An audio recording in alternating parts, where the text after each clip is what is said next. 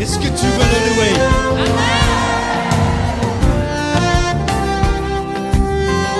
Si tu veux le louer, sache, il faut que tu le fasses avec le cœur. Si tu veux le louer, lâche les pensées qui t'attachent et te font peur.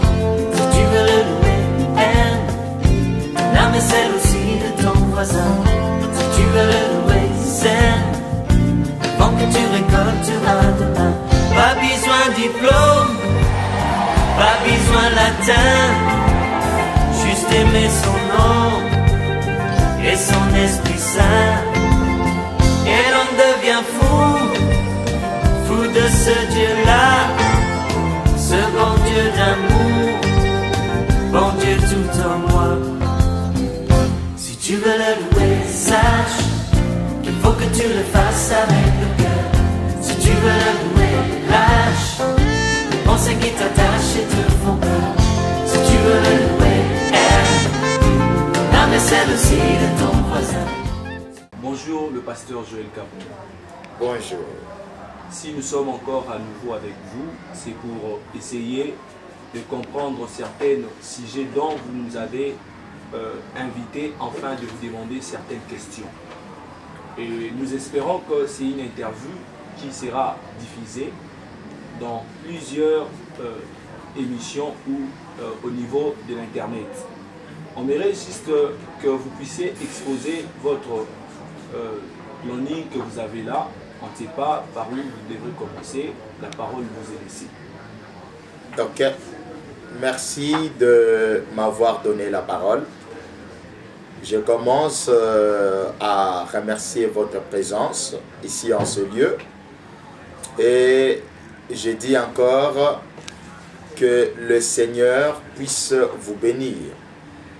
Je bénis encore toute personne qui nous suit et pourquoi pas tous les serviteurs de Dieu dans le monde entier, que le Seigneur Dieu puisse leur bénir ainsi que les fidèles en Christ. Ce qui nous a réunis aujourd'hui, c'est la parole de Dieu. Parce que sans la parole de Dieu, on ne pouvait pas se revoir aujourd'hui. Sans la parole de Dieu, on ne pouvait pas être là face à face pour qu'on puisse parler ce qui est esprit et vie. Alors, tout ce qui va se dire aujourd'hui, j'aimerais que le peuple de Dieu se mette en tête que c'est esprit et vie et que nous n'ajoutons pas, nous ne retranchons pas, mais nous parlons que la profondeur. Parce que cette profondeur doit être donnée et expliquée à toutes les brebis de Dieu dans le monde entier. Qu'est-ce que je vais expliquer par ce planning? Le thème que je mis, c'est les enseignements actualisés, non par l'homme, mais par Dieu. Je commence par parler du premier sujet sur la femme ne peut pas prêcher, dont l'apôtre Paul parle dans ses écritures. Il est interdit à la femme de prêcher dans l'ensemble de ça. Mais si vous lisez la même Bible, il est écrit: elle sera néanmoins sauvée en devenant mère. Le même chapitre là, dont on lit, il est écrit que la femme ne peut pas prêcher dans l'assemblée de saints, que la femme se taise dans l'assemblée de saints. Il est écrit aussi dans la même écriture que non, elle sera néanmoins sauvée en devenant mère. Qu'est-ce que cela est en train de nous expliquer? Je veux que nous puissions comprendre la pensée de Dieu et que maintenant, seul Dieu parle dans son serviteur pour que l'humanité écoute le programme que lui Dieu a planifié pour son Église. Parce que l'Église est arrivée au temps de la fin et que l'homme doit comprendre les enseignements que Dieu veut pour que l'enlèvement soit fait. Quand je dis la femme ne peut pas prêcher, nous devions comprendre d'abord que veut dire la femme. la femme veut dire, ou par signification, c'est la vie. La femme qui est égale à la vie. Pourquoi on dit la femme qui est égale à la vie? Parce que c'est elle qui donne la vie. C'est elle qui distribue la vie. Si aujourd'hui nous sommes ainsi, c'est parce qu'il y a eu une femme qui avait distribué la vie que l'homme lui avait donnée. Vous devez savoir, il y a une expression qui se dit dans Genèse, lorsque Dieu a amené Ève devant Adam, Adam a dit, voici cette fois-ci l'os de mes os, la chair de ma chair, je l'appellerai femme, parce qu'elle est tirée de moi. Et Adam continuant à dire, c'est pour cela l'homme quittera son père et sa mère, s'attachera à sa femme et les deux deviendront une seule chair. Cette expression que Adam avait parlé, ce n'est pas l'expression terrestre.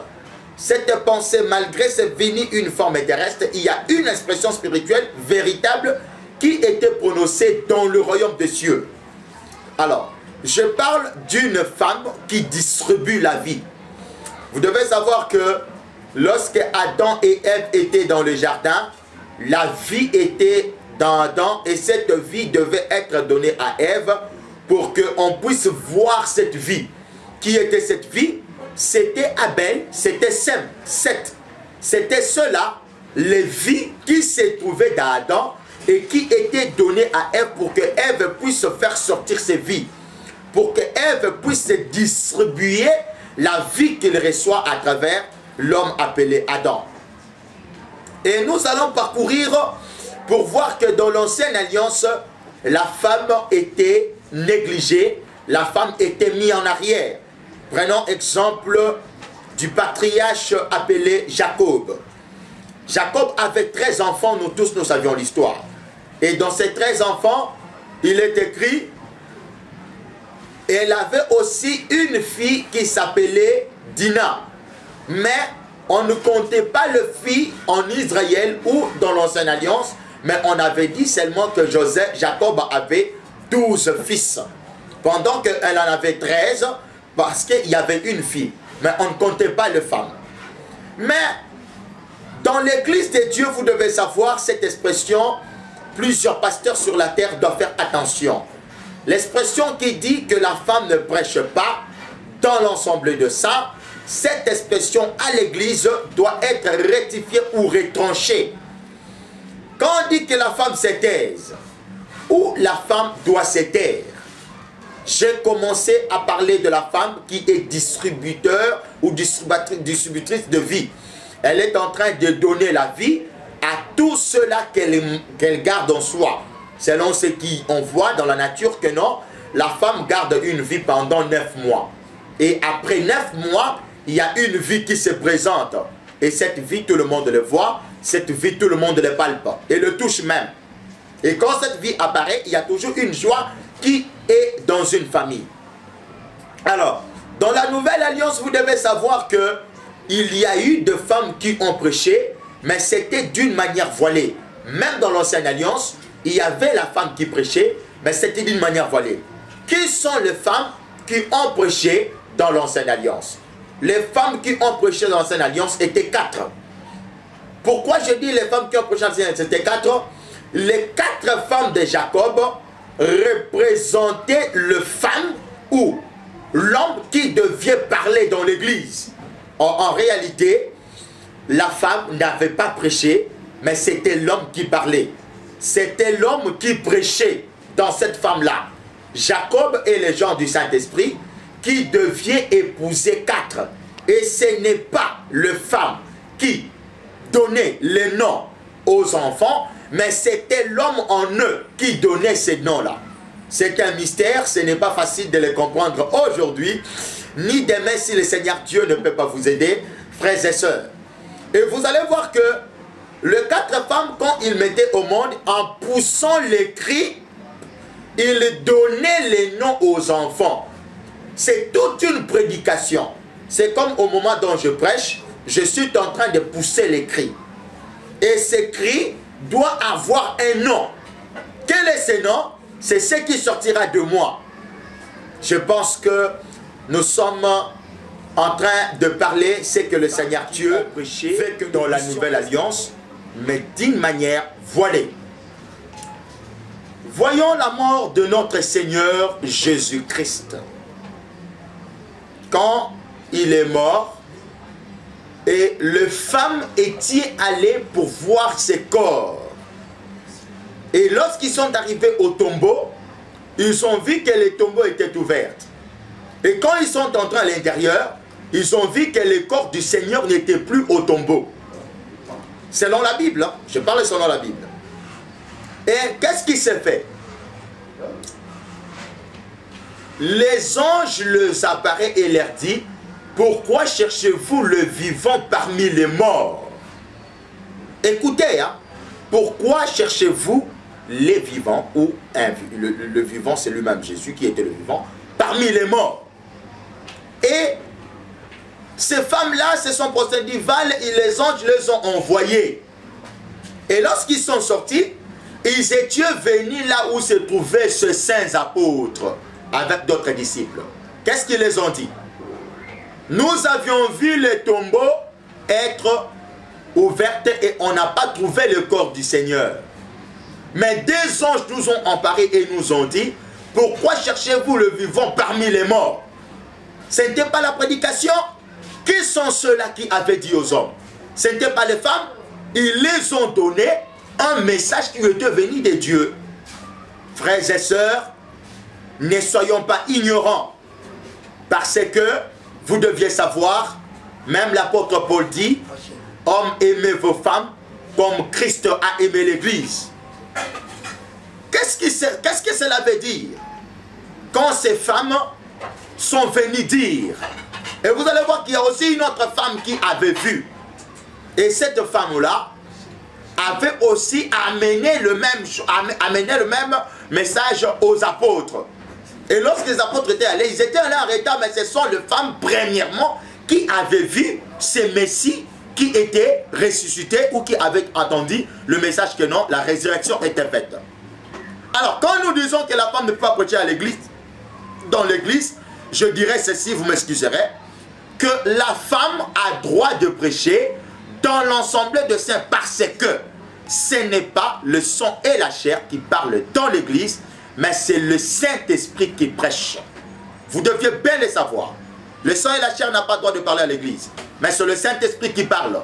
Et vous allez voir que non, dans le Pentecôte, quand le Saint-Esprit est descendu, tous ont parlé à l'homme, tous sont sortis et ont commencé à parler de la part de Dieu. Toi, tu crois que c'était seulement les hommes qui parlaient? Il y avait aussi des femmes qui avaient parlé de la part de Dieu. Même les Écritures nous disent que non, après la résurrection de Jésus, il y a eu d'autres miracles que la Bible n'a pas mentionnés. Frères et sœurs, chers pasteurs, chers serviteurs de Dieu dans le monde entier et sur toute l'étendue de la terre, croyez-vous que à l'église, c'est l'homme en pantalon qui prêche? Croyez-vous qu'à l'église, c'est le sang et la chair qui peut parler? Il est écrit: le sang et la chair n'hériteront pas le royaume des cieux. L'église, c'est même là où Dieu est. Parce qu'il est écrit: Christ est le chef de l'église, le maître de l'église. C'est pour dire, bref, que dans l'église, la femme a le droit de prêcher, parce que ce n'est pas l'homme qui parle, mais c'est Dieu qui parle dans l'homme. Et c'est Dieu-là qui parle dans l'homme, c'est celui qui inspire le mystère caché. Quand il est écrit: elle sera néanmoins sauvée en devenant mère. Saviez-vous que non, Marie était sauvée lorsque le fils était né en travers elle? Ça montrait même une prédication. Marie, quand elle était en train d'accoucher dans la bergerie, Marie prêchait. Et elle prêchait qui? De brebis qui étaient là. Qui sont les brebis? Les brebis, c'est tout cela qui attend la parole de Dieu. Je pense que ce message n'est pas facile à l'avaler.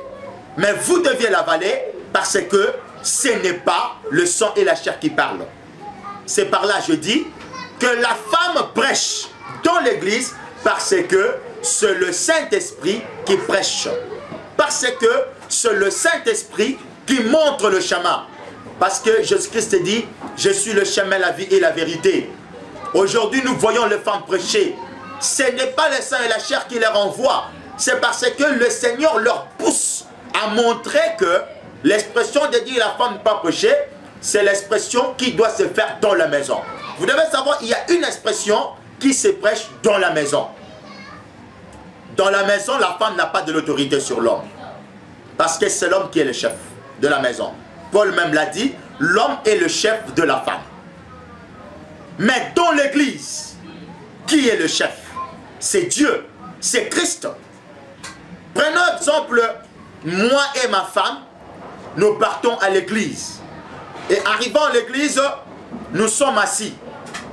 Et pendant qu'on s'assoit, en ce moment-là, dans cette église, est-ce qu'un homme peut se lever et dire que je suis un homme? Non. C'est lui qui peut se lever et dire qu'il est un homme. Ce n'est que Dieu, parce que tous, nous sommes ses épouses. Il a dit, quand on lui a posé la question, pourquoi tes disciples ne jeûnent pas? Il a dit, est-ce que les amis de l'époux peuvent-ils gêner pendant que l'époux est là? C'est pour dire que non, ceux qui étaient là, c'était des épouses. Ils ne pouvaient pas gêner parce que l'époux est là. L'époux s'occupe d'eux. De la même manière qu'à l'église, l'homme et la femme n'existent pas, ou l'homme n'existe pas, mais c'est Dieu qui existe étant que l'homme, et tous ceux qui sont à l'église sont de femmes. C'est pour cela Paul a dit, hommes, aimez vos femmes comme Christ a aimé l'église. Et à l'église, vous verrez que ce n'est pas seulement les femmes qui entrent, mais c'est les hommes aussi qui entrent. C'est pour dire, l'homme et la femme sont les épouses de Dieu dans l'église. Et que Christ, lui seul, est le mari véritable. Voilà le premier sujet dont je devais parler pour que l'humanité sache, la femme qui peut prêcher, ce n'est pas la femme, mais c'est le Saint-Esprit qui prêche pour conduire son église vers l'enlèvement. L'homme de Dieu, j'aimerais un peu demander une question. C'est comme si vous typifiez 3 types de femmes. Je ne sais pas, est-ce que pouvez-vous expliquer le sort de femmes qu'on a, quel genre de femme qui doit prêcher, quel est celui-là qui ne doit pas prêcher, et Christ est une femme comment? Nous aimerions un peu avoir un éclaircissement là-dedans pour toute personne qui est en train de nous suivre. Je dirais ceci. La femme qui ne doit pas prêcher, c'est tout homme ou femme qui n'a pas le Saint-Esprit, ils n'ont pas le droit de prêcher dans l'église. Je dis l'homme et la femme. Le 2, si vous n'avez pas le Saint-Esprit, vous deviez vous taire à l'église. Parce que l'ensemble de saints, cela veut dire tous ceux qui ont le Saint-Esprit forment l'ensemble de saints. Et celui qui n'a pas le Saint-Esprit n'a pas le droit de parler devant eux, que ce soit l'homme, que ce soit la femme. C'est là que je dis que non. Celui qui n'a pas le Saint-Esprit, c'est une femme qui n'a pas le droit à prêcher dans l'église.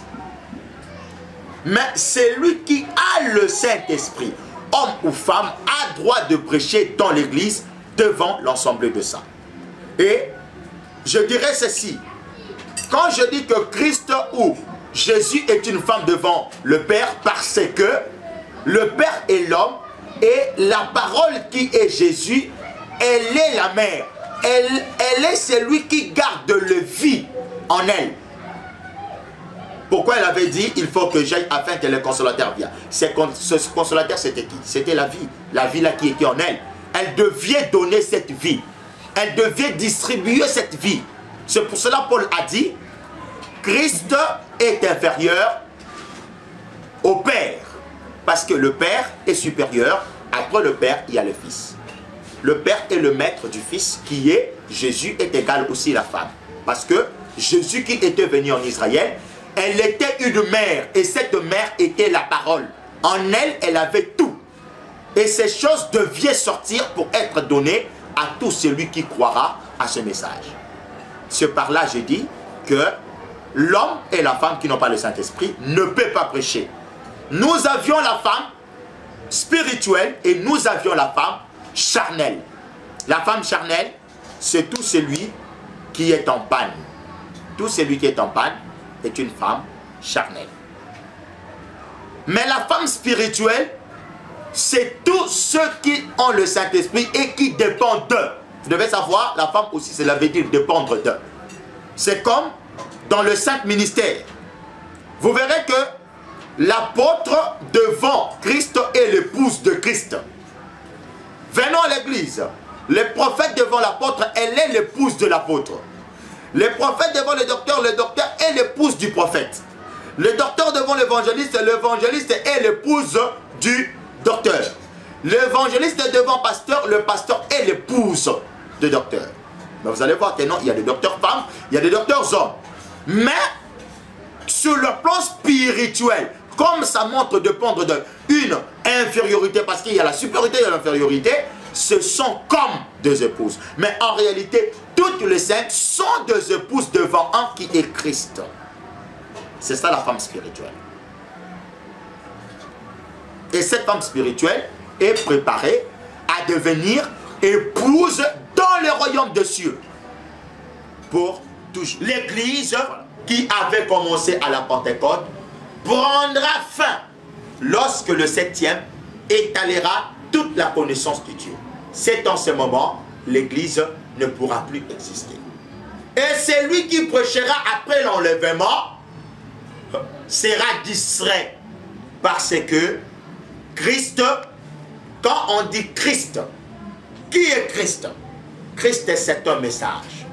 Christ, c'est un programme. Et ce programme est arrivé à sa fin.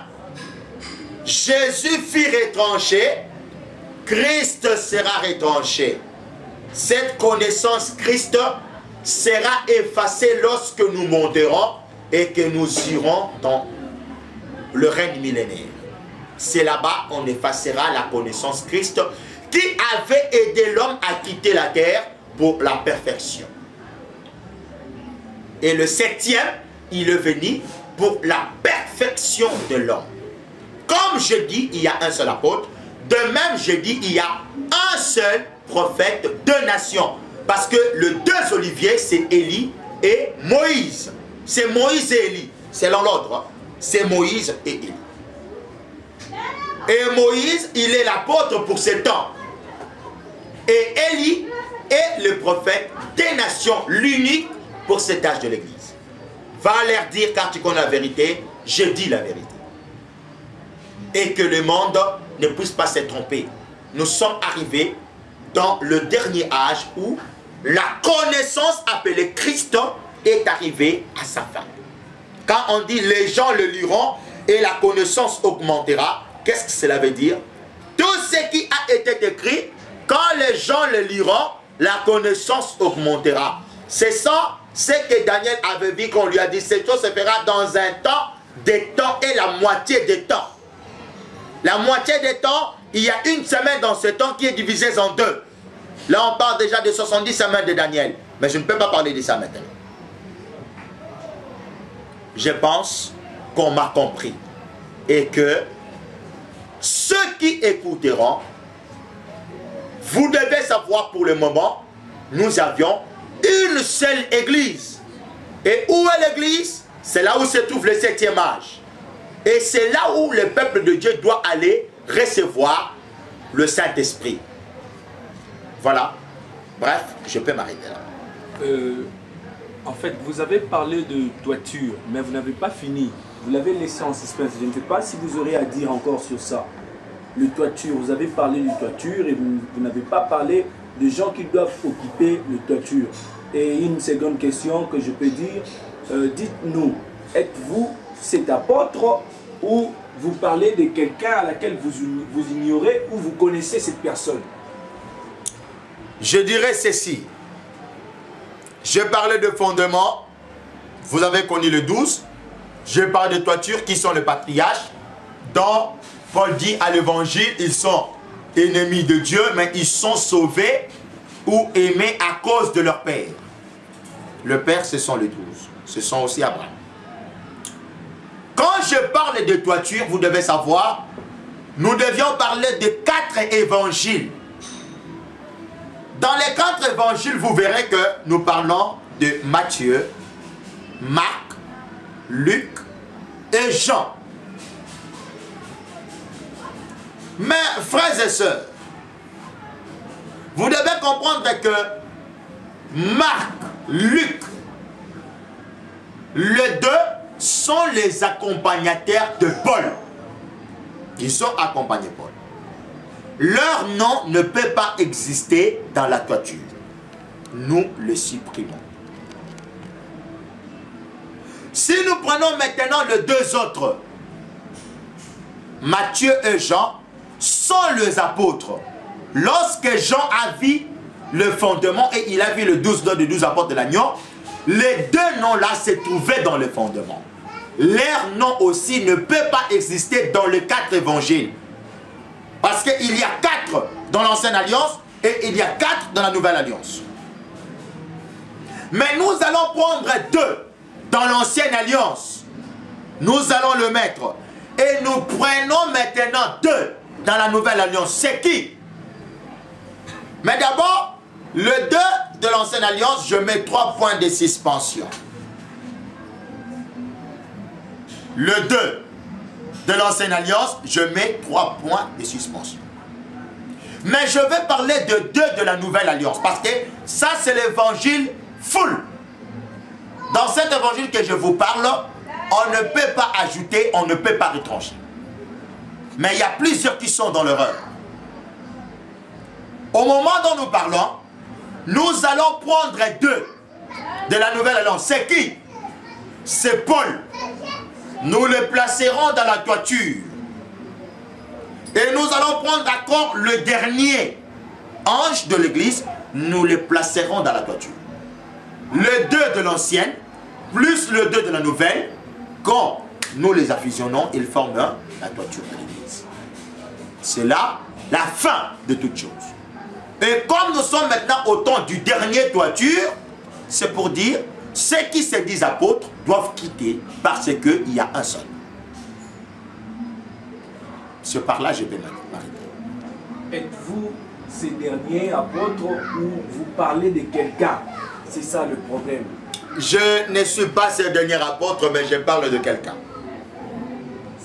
Votre expression exprime la façon de dire que vous êtes son enfant, on dirait. Oui, je réponds oui, je suis son enfant. Quand Jésus est venu, il a parlé de qui? De son père. Il a défendu son père. Et il a dit quoi? Je suis le fils de Dieu. C'était un problème dans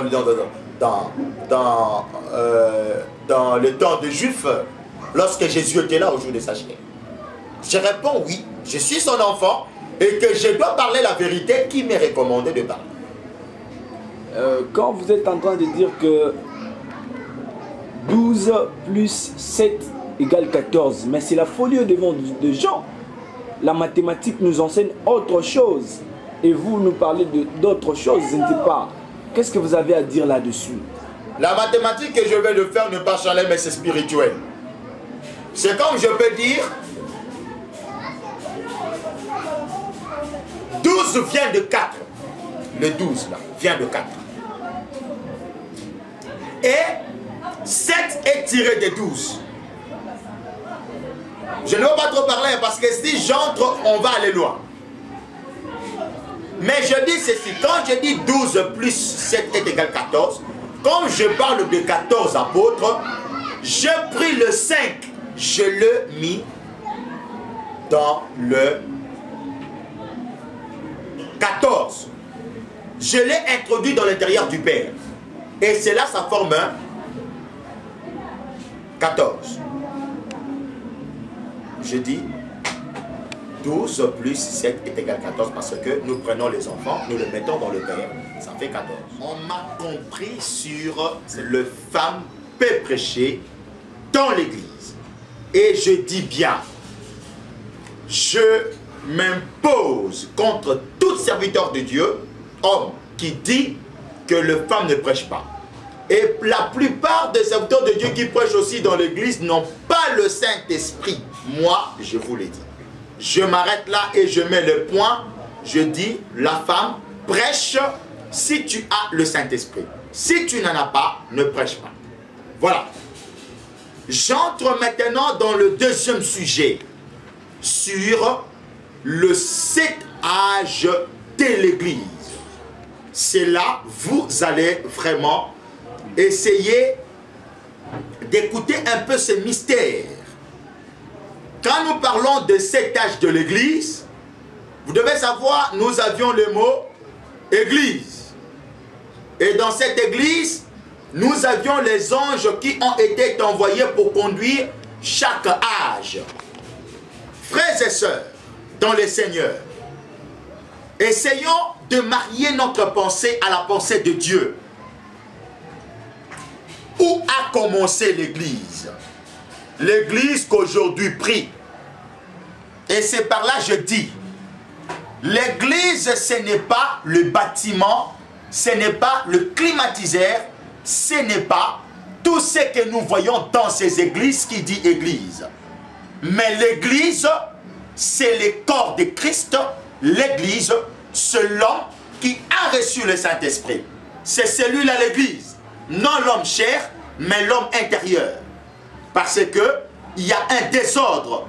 Les gens bâtissent des églises avec des beautés pour dire que non, ça c'est le temple de Dieu. Ce n'est pas le temple de Dieu. Voici le temple de Dieu, moi qui vous parle. En moi, il y a le chef de l'église. En moi, il y a la lumière.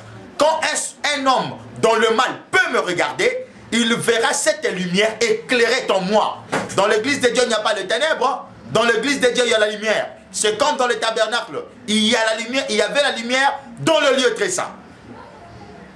Je parle où a commencé l'église. Parce que l'église, ce n'est pas l'expression terrestre. C'est l'instruction de Dieu lui-même. Vous devez savoir, l'église qui est Jésus était descendue sur la terre. Et cette église a marché parmi les hommes. Frères et sœurs dans le Seigneur, chers serviteurs de Dieu, je sais que vous connaissez la Bible peut-être plus que moi. Mais maintenant, ce n'est pas le sang et la chair, mais c'est le Saint-Esprit qui parle. L'église a commencé à la Pentecôte. Écoutez, pour la première fois, Jésus dit, Pierre, tu es Pierre, et sur ces rocs, je bâtirai mon église. Et les séjours des morts ne préviendront point contre elle. Vous devez savoir, quand Jésus est parti, lorsque le Saint-Esprit descend vers les Pentecôtes, lorsque les apôtres ont pris place et ont commencé à parler, c'est en ce moment l'église a commencé. Et comme l'église avait commencé, c'est en ce moment-là, vous devez savoir que Jésus, en laissant la place aux apôtres, les apôtres conduisent l'église. Voilà là où commence l'église. L'église a commencé vers la Pentecôte. Mais l'église du Pentecôte, c'est l'église de mélange jusqu'à nos jours. Pourquoi je dis jusqu'à nos jours l'église est dans le mélange? Parce que nous allons aussi trouver des gens de mauvaise vie, des escrocs, des menteurs, des voleurs, beaucoup de gens, même de magiciens, même de petites personnes sont dans l'église. Mais il y a une église dont les séjours de mort ne proviendront pas contre elle, c'est l'église appelée la ville sainte. Cette église-là, le mal n'entrera pas. Dans cette église-là, c'est ça le règne millénaire. Là où lui-même, Jésus, prendra le pouvoir, conduira cette église pendant un jour qui est égal à 1000 ans.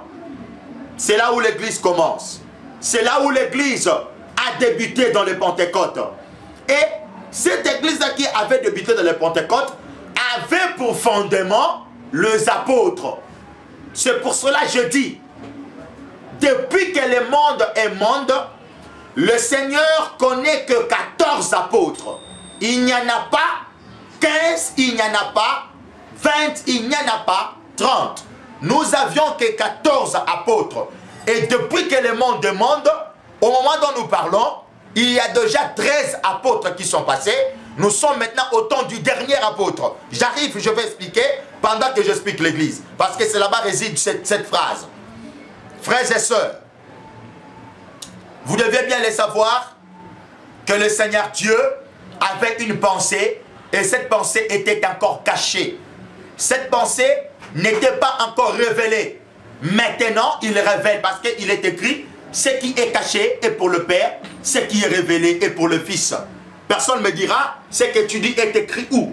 Vous connaissez la Bible, vous savez que ce que je dis est écrit quelque part dans la Bible. Au moment dont nous parlons, nous sommes dans les âges de l'Église.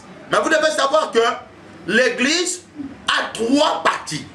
Il y a le fondement, il y a le porte et nous avions le toiture. Qui sont les fondements? Les fondements, ce sont les 12 apôtres dont Apocalypse 21 en entièreté parle. Vers le fondement de la ville, j'ai vu les 12 noms des 12 apôtres de Jésus. Vous verrez que les apôtres sont les fondements de l'église. Et qui sont les portes? Les portes, ce sont les 12 patriarches de l'ancienne alliance. Ce sont eux que Dieu voit les portes. Et qui sont le toiture?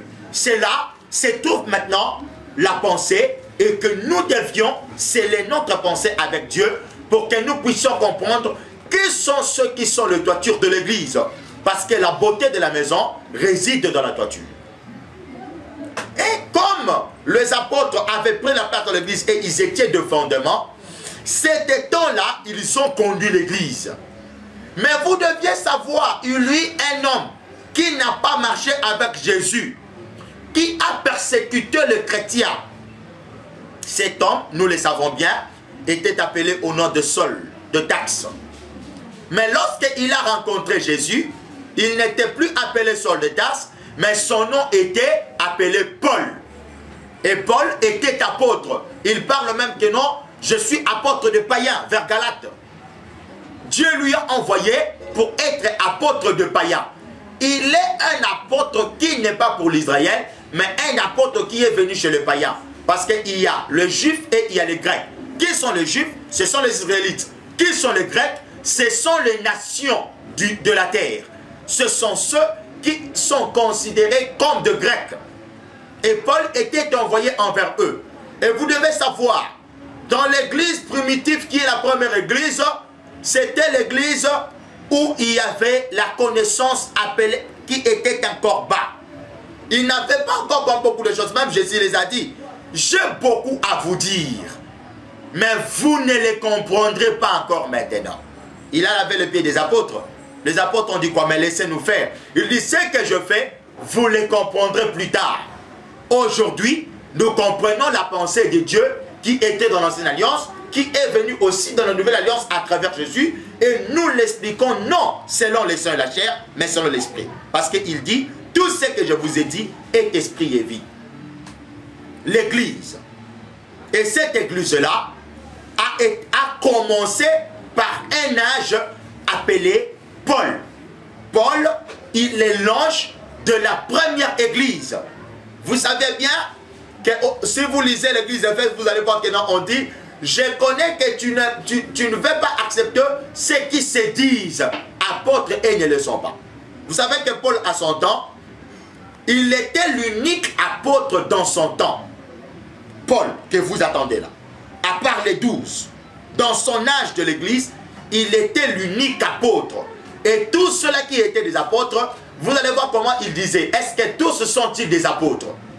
Il s'est appelé les moindres de tous et il a parlé plus que tous. Même quand Paul a reçu le Saint-Esprit, il n'était pas parti vers le 12 pour apprendre. Il a même dit, je n'ai appris de personne. Où il a appris? Il avait appris de celui qui l'avait appelé, de celui qui l'avait envoyé. Frères et sœurs, je ne vais pas vraiment trop m'attarder là-bas parce qu'il y a tant de choses à dire sur l'église. Et l'église qui est venue d'en haut, qui s'est présentée à travers le corps de Jésus, cette église-là devient être installée afin que ceux qui vont entrer puissent recevoir l'enlèvement. Cette église-là se synthétise par les 4 êtres vivants qui ont les yeux au-dedans, de dehors et de derrière. Pourquoi je suis en train de dire ça? Vous devez savoir, l'église est bâtie Dieu. Le yeux, le corps de Jésus, c'est un corps qui est bâti Dieu. La lumière qui sort de ce corps, ce sont les yeux. Vous savez que les yeux, c'est la lumière de ce corps. Dès que les yeux s'éteignent, nous entrons dans les ténèbres. Et le corps de Jésus est rempli de yeux. Et ces yeux-là devaient descendre afin d'être donnés à tout être humain qui croira à la bonne nouvelle que Jésus avait amenée de la part de son Père. Et cette église aujourd'hui, j'ai ses yeux. Et tous ceux qui ont le Saint-Esprit ont ses yeux. Nous formons l'Église, qui est le corps de Christ. L'Église dont nous ne devions pas jouer avec. Et il est l'unique maître qui conduit son Église. Et qu'est-ce qui va se faire?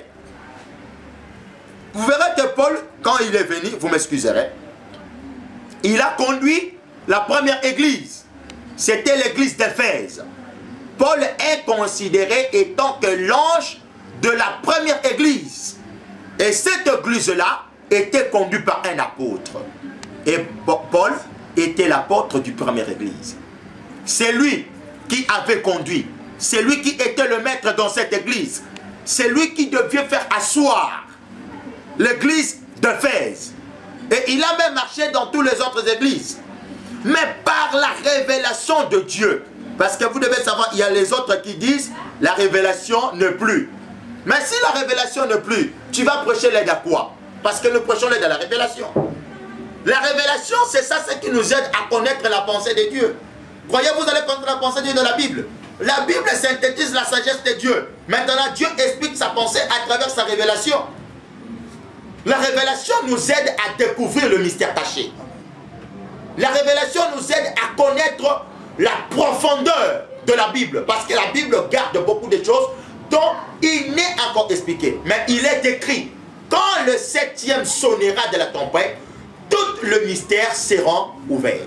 Et au moment dont nous parlons, j'arrive. Et nous allons voir que dans le 7 âge de l'Église, si vous lisez vers Apocalypse, chapitre 1, verset 20, l'ange dit à l'apôtre Jean, les 7 chandeliers d'or que tu as vus, ce sont les 7 églises. Donc vous verrez que l'église, c'est un chandelier d'or. Dans l'église, c'est de l'or devant la face de Dieu. C'est pour cela que Dieu n'aime pas qu'on joue avec son église. L'église, c'est de l'or. Et ça pèse devant la face de Dieu. Parce qu'on dit que le 7 chandeliers d'or que tu as vu, ce sont les 7 âges de l'église. Ce sont les 7 églises. Au moment quand Paul était, il était le chandelier. Et là où était Paul, c'est là où se trouvait l'église. Vous devez bien le savoir. Je peux poser la question, où est l'église? L'église se trouve là où il y a l'étoile. À l'ancien temps, là où Paul était, c'est là où était l'église. Parce que Paul était l'ange envoyé pour la première église. Et là où se trouvait Paul, c'est là où tout le monde devait se retrouver. Et nous venons dans le second, le 3, le 4, le 5, même le 6e âge de l'église. Vous verrez qu'au milieu là, au milieu, dans les 5 autres églises, ce ne sont pas un apôtre qui a conduit, mais ce sont les prophètes qui ont conduit ces églises. C'est par là, je dirais, si Dieu peut envoyer un prophète dans un âge, il ne peut pas envoyer un apôtre. Parce que s'il envoie un apôtre, le prophète doit se soumettre. Et tous les prophètes qui ont conduit le 5 âge de l'église, ou chaque prophète qui était dans son âge de l'église, à son temps, il n'y avait pas un apôtre. Parce que si un apôtre vient, il doit se soumettre, lui, le prophète. Et l'apôtre doit prendre le volant. C'est pour cela, au temps de Paul, aucun prophète pouvait se lever et se dire que non, il est supérieur à Paul. Aujourd'hui, c'est le désordre dans l'église. Mais un jour, Dieu suscitera, nous parlerons sur l'ordre dans l'église. Frères et sœurs, il m'a été dit, va leur dire, parce que tu connais la vérité. Qu'est-ce que c'est la vérité? La vérité est, Jésus-Christ, elle était la mère, elle était venue parmi nous, elle était l'église descendue d'en haut. Au moment dont nous parlons, il est en moi. Nous parlons de l'église, sur le 7 âge. Et ceux-là, qui étaient des prophètes qui ont conduit l'église, c'était des fils. C'est pour dire, dans le 5 âge de l'église, ce sont les fils qui ont conduit chaque âge. Parce qu'on parle dans Apocalypse 4, les 7 étoiles. D'abord, vous devez savoir que l'ange c'est une étoile. Quand on parle de l'étoile, les 7 étoiles que tu as vues, ce sont les 7 anges. C'est pour dire que non, l'ange est l'étoile. C'est pour cela que vous avez vu, je dis que non, où se trouve l'église? L'église se trouve là où il y a l'étoile. Qui est l'étoile? C'est l'ange qui est envoyé à cet âge-là. Et vous verrez que même dans les 5 autres églises, dont il y a eu un qui a conduit, ils étaient aussi des étoiles. C'est là Paul a dit, l'église est assise sur le fondement ou les enseignements des apôtres et des prophètes. Et dans les 7 âges de l'église, un docteur, un évangéliste ou un pasteur n'a pas conduit. Mais il y a un apôtre qui a conduit et il y a des prophètes qui a conduit. Et maintenant, nous sommes aussi dans le temps où un apôtre doit achever. Mais vous verrez que dans le dernier âge, il y a plusieurs choses à parler. Il y a plusieurs choses. Parce que Paul représente Manassé. Là, je parle bien. L'ancienne alliance est de l'ombre. Jacob, qui avait 14 fils, avait pris 2 fils de son fils Jacob, de son fils Joseph. Et il avait dit, les 2 enfants que tu as mis ici sont mes enfants. Il les a reliés à son alignée. Et ils étaient maintenant 14. Et Paul représentait le genre de Manassé. Il était l'aîné dans les âges de l'église. Frères et sœurs. Et maintenant nous sommes dans le dernier âge, qui est le 7e âge. C'est par là, je dis, à tout le branhamiste sur la terre et dans le monde entier, cette ignorance, vous deviez le quitter. Branham n'est pas le 7e ange. Il ne le sera jamais. Parce que le Seigneur Dieu nous les enseigne. Dans vos brochures, vers 1933, quand il a vu le 7 apparition des anges, qu'est-ce qu'ils lui ont dit? Comme Jean-Baptiste était le prédécesseur du premier arrivé, tu seras le prédécesseur du deuxième arrivé. Et le deuxième arrivé de Jésus se fait par qui? Le deuxième arrivé de Christ en esprit, ou de Jésus en esprit, se fait à travers le 7e âge. Et vous devez savoir, Christ est venu pour venger. Parce que le deuxième arrivé, le retour en esprit, est égal à la vengeance. Le deuxième arrivé de Christ, en esprit. Et que Branham, en recevant la révélation, vous devez savoir, quand on parle de l'introducteur, quand on parle du deuxième arrivé, le premier arrivé, c'était fait comment? Il y a eu un homme en notion chair. Et cet homme-là n'était pas de nature de la terre. Il était esprit et vie. Jean-Baptiste lui a introduit. Mais le second arrivé, c'est l'incarnation de l'Esprit de Dieu dans un vase. C'est comme Paul. Il était un homme né d'une père, d'une mère. Mais il a reçu l'incarnation de Dieu qui lui a fait un ange.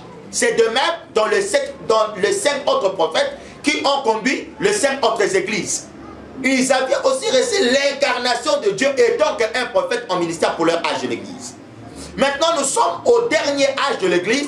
Selon les Écritures ou selon le bonhomiste, vous croyez que tel qu'il avait dit, comme il va prophétiser, il va ouvrir la Bible, il va faire ceci, il sera un prophète. Je dis non.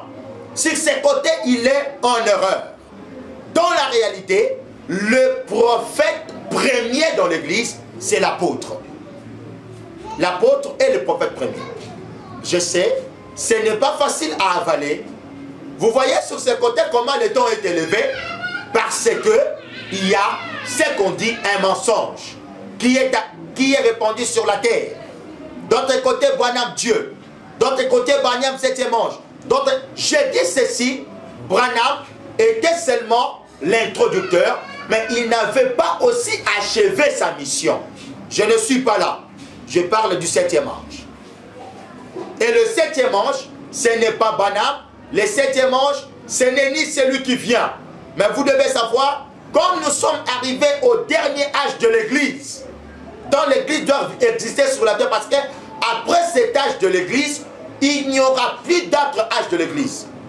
Il n'y aura plus un autre prédicateur qui viendra se lever et se dire, je suis le 8e ange de l'église. Non, il n'y a que 7 anges et 7 âges de l'église. Une église que le Seigneur a donné 7 parties. C'est ça même le corps de Christ. Parce que le programme appelé Christ est expliqué dans tous les âges, mais approfondi dans le dernier âge. Frères et sœurs, comme nous sommes arrivés dans le temps du 7e, mais vous devez savoir, ce septième-là, ce n'est pas un prophète, c'est un apôtre. Parce que il est écrit, la main qui a commencé, c'est la main qui doit achever. La main de Zorobabel a mis le fondement, la main de Zorobabel achève. Et qui est cette main-là? Paul était la première main qui avait commencé. Et Paul, la première main qui avait commencé, il était qui? Il était un apôtre. Et le dernier main qui a achevé, c'était qui? Le dernier main qui doit achever, ça doit être qui encore? Ça doit être toujours un apôtre. Nous sommes dans l'esprit et vie. C'est par là je dis 12 plus 7 est égal 14. Que vous montez ou vous descendez, je dis 12 plus 7 est égal 14. Ne vous étonnez pas, nous prenons les 5 fils, nous les mettons dans le Père et ça fait 14 parce que ce sont le Père qui sont dans l'église. Et comme un apôtre achève l'âge de l'église, je vous dis, cet apôtre-là, c'est celui le septième. Le septième n'est pas mort, le septième est vivant. L'église doit être enlevée avant le septième ange. L'église ne doit pas rester et que le septième part. Parce que le septième, c'est celui qui doit achever les enseignements dans l'église. Et quand il achèvera les enseignements, c'est en ce moment-là l'enlèvement viendra. Quand l'enlèvement va se faire, ce septième-là qui était l'ange dans l'église ne sera plus l'ange dans l'église, mais deviendra un olivier sauvage. C'est en ce moment on parle de la vengeance de Christ envers tous ceux-là qui n'ont pas cru au message qu'il avait amené. Frères et sœurs, ce n'est pas facile. Parce que nous parlons de cet âge de l'église. Et comme la connaissance a augmenté, parce que vous devez savoir, nous avions 6 ailes, nous les réduisons en 3 ailes. Quand Jésus ou Paul est venu, je peux dire Paul, quand Paul est venu, non, quand Jésus est venu, Jésus a amené 2 ailes. C'est ça que je devais dire. Je m'excuserai sur ce côté. Je ne suis pas en erreur, ce n'est que un peu parler. Quand Jésus est venu, il avait amené 2 niveaux de zèle. C'est ça, c'est que les 12 apôtres en avaient. Quand Paul est venu, on lui en a ajouté 2. La connaissance a augmenté. Maintenant, le dernier est venu, on ajoute 2. C'est pour dire, il a toute la connaissance de toutes les 6. Le 6e. Et il a la capacité d'expliquer la profondeur de la Bible. C'est là il est écrit, quand le 7e sonnera, tous les mystères seront ouverts. Au moment dont nous parlons, le 7e ange parle et le mystère est ouvert. Frères et sœurs, je pense que je parlais sur le 7 âge. Et vous devez savoir, dans chaque époque, Dieu élève qu'un seul chef. Paul était le chef de son époque. Les 5 prophètes étaient le chef de leurs époques. Et au moment dont nous parlons, nous sommes aussi dans l'époque où il y a un seul apôtre pour le monde entier. Je dis bien un seul. Je dis encore et je répète, il y a un seul apôtre pour le monde entier. Cet apôtre-là, il est le 7e. Il est aussi l'olivier.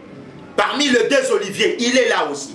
Il est aussi le genre de la femme de l'Apocalypse 12. Pourquoi? Parce qu'il a la fécondité. Au moment dont nous parlons, Moïse et Élie sont dans l'église en train d'enseigner. C'est compliqué, hein? Parce que les gens disent que la place de Moïse n'est pas dans l'église, mais je vous dis que non, Moïse est là dans l'église. Moïse est venu enseigner tout ce qu'il avait écrit. Tout ce qui est la connaissance de Dieu. Et cet apôtre-là, qui est le 7e, il est Moïse. Pourquoi? Parce qu'il doit conduire le peuple vers l'enlèvement. C'est ça Moïse. Faire quitter le peuple en Égypte, les amener dans le désert pour entrer dans la terre de Canaan. Et lui, comme il est Moïse dans l'église, il doit maintenant aussi amener le peuple de Dieu dans l'enlèvement. Ce n'est pas Branham qui amène le peuple de Dieu dans l'enlèvement. Mais c'est l'apôtre dernier qui est le 7e, qui amène l'église en l'enlèvement. Pourquoi nous disons qu'il est Ephraïm aussi? Parce que elle a la fécondité. Elle a mis trop. Elle a la fécondité. La fécondité réside dans sa parole, réside dans sa bouche. C'est vraiment l'envoyé que vous parlez. Parce que même Jésus, de son arrivée, Jean-Baptiste avait dit, voici l'agneau de Dieu. Il a présenté la personne. Mais vous, quelle est la personne que vous présentez? Quel est le message qu'il va nous amener pour que nous puissions réellement comprendre que c'est lui le message? Je dirais ceci. Vous savez, lorsque Jésus a commencé à parler, il y a les gens qui s'étaient étonnés de son expression. Hein? C'était la nouveauté qu'il avait amenée. Quand vous allez attendre des choses que vous n'avez jamais attendues sortir d'un homme, sachez bien c'est celui-là. Quand vous me dites que non, comment on peut le reconnaître? Si vous attendez quelqu'un dire « Je suis le 7e », ayez le discernement pour savoir, parce que vous savez bien, mon collègue même, il y a eu des côtés où il a essayé. Et il y a même d'autres qui disent que non, il est le 7e. Mais en réalité, il n'est pas le 7e. Moi, je vous dis la vérité que non, Branham n'est pas le 7e. Il faut avoir l'écoute de Dieu pour savoir, celui-là est le 7e. Tout mystère que vous n'avez jamais attendu sortiront de lui. C'est là vous fera reconnaître que non, il est le 7e. Mais moi, il y a une seule signe qui m'a été dit. L'homme à laquelle vous tendrez sa voix parler dans le cœur de sang, c'est celui-là, l'envoyé de l'heure.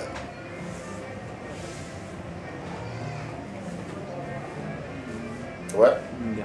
Mais c'est une autre question. Je veux aussi savoir, est-ce que aujourd'hui nous écoutons aussi quelqu'un passe à la télé pour dire que le Dieu des Noirs existe aussi. Mais je veux aussi savoir, c'est aussi un mystère. Est-ce que c'est ce genre de mystère qu'on va réellement reconnaître ou dans quel mystère qu'on va écouter? Il y a tant de mystères dont je peux parler qu'il a parlé. Comme les 6 jours de la création, il a étalé ça non sur les Écritures mais sur la pensée de Dieu. Les dieux de noir n'existent pas. Les dieux de blanc, de rouge, de jaune n'existent pas. Il y a tant de mystères qu'il a pu parler.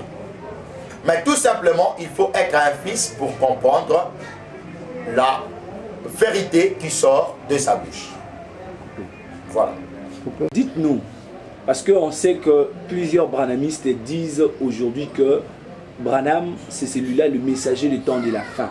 Et aujourd'hui, vous nous ramenez un message en disant que Branham n'est pas le messager du temps de la fin. Et essayez un peu de dire trop sur ça. On a besoin de savoir, on n'a pas besoin d'avoir de confusion. Que le Fils de Dieu soit éclairé. La vérité est quoi?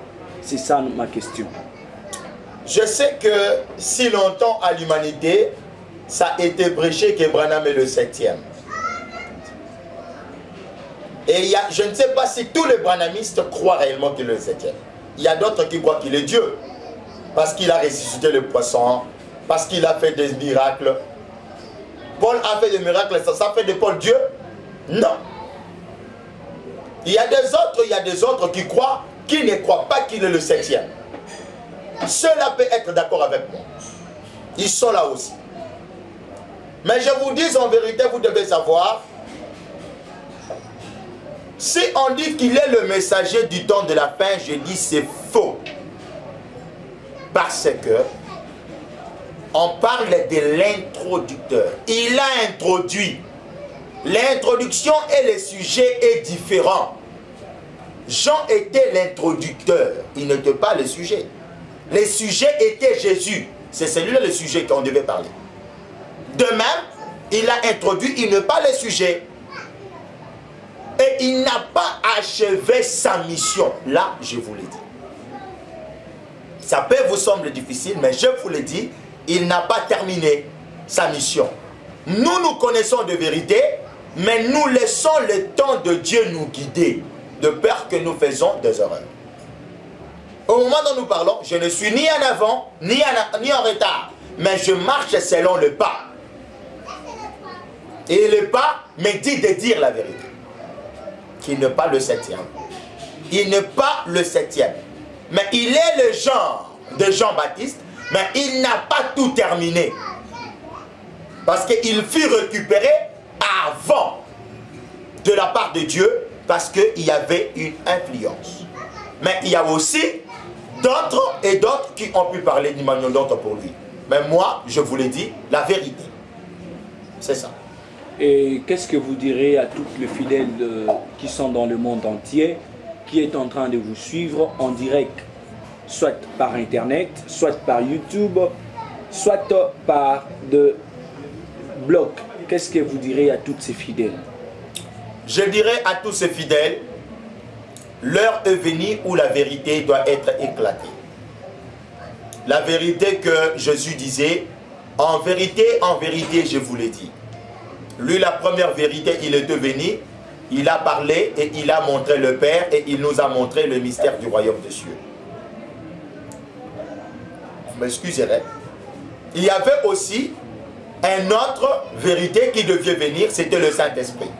Et il a dit, il vous dira ce que je lui dirai. Et le Saint-Esprit qui est la vérité a dit. Et comme il a dit, nous devions croire à cette vérité. Parce qu'on dit, les vrais adorateurs m'adoreront en esprit et en vérité. Adorer Dieu en esprit et en vérité, ça veut dire parler sa parole dans la droiture. N'ajoute et ne retranche. C'est ça, adorer Dieu en vérité et en esprit. Et ces fidèles, je sais que vous avez été enseignés par vos pasteurs, mais ne vous précipitez pas de me juger, de peur que vous jugez la volonté réelle de Dieu. Mais priez pour que Dieu vous montre la vérité. Pour que Dieu vous confirme, afin que vous ne faites pas des erreurs. Parce que moi, je vous le dis, que ce que je vous ai dit est la vérité. Je n'ai pas eu ça d'un homme charnel, mais d'un homme spirituel. Et que ce fidèle doivent mettre l'oreille à l'écoute du Seigneur pour marcher dans la volonté du Très-Haut. Que le Seigneur puisse vous bénir, que vous puissiez recevoir cette parole par Internet, YouTube, Facebook ou par plusieurs choses que nous allons faire pour vous. Des DVD seront là. On mettra nos adresses pour que vous puissiez y être. En nous envoyant vos messages, nous allons encore vous expliquer plus. Parce que l'heure est venue où la vérité doit être dite. Et cette vérité ne vient pas d'un homme, mais vient de Dieu. Et que tous les serviteurs de Dieu, que vos cœurs ne puissent pas être troublés. Mais cherchez à questionner Dieu qui vous a envoyé pour cette vérité. Parce qu'il vous avait bien envoyé, vous avez commencé l'œuvre de son œuvre. Maintenant, il me recommande de vous dire une vérité. Ce n'est pas parce que vous avez été avant, vous allez commencer à critiquer. Mais ce qui est vrai, personne ne connaît, parce qu'une seule question se pose. Qu'est-ce que tu connais, qu'est-ce que tu sais? Rien. Seul Dieu connaît, seul Dieu sait. Et tous, nous devions suivre ce que Dieu veut. Voilà. Vos remerciements ou le dernier mot? Le dernier mot, je dis que la paix soit dans tout le peuple de Dieu, dans toutes les églises, dans tous les serviteurs, dans le monde entier. Ma famille, mes amis, tous ceux-là qui me sont chers, que le Seigneur puisse vous bénir. Et pourquoi pas la commission et ceux-là qui m'ont aidé à arriver jusqu'ici pour vous révéler toutes ces vérités. Voilà.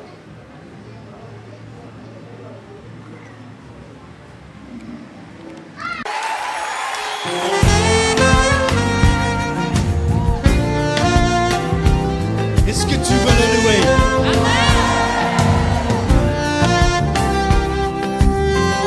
Si tu veux le louer, sache, il faut que tu le fasses avec le cœur.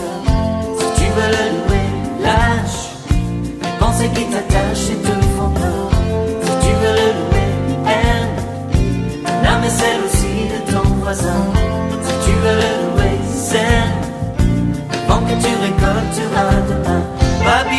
diplôme, pas besoin l'atteindre, juste aimer son nom et son Esprit Saint.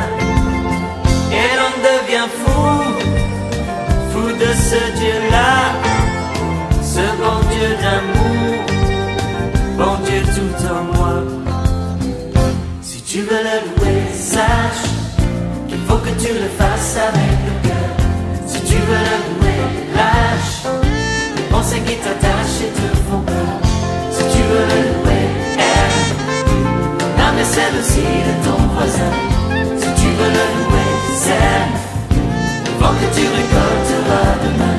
Pas besoin fausser, froncer les sourcils, pas besoin crisper, louer c'est facile. Qui dit qu'on est sourd alors qu'on l'est pas? Nous on sait qu'en nous c'est Dieu qui fait ça. On fait tout ça.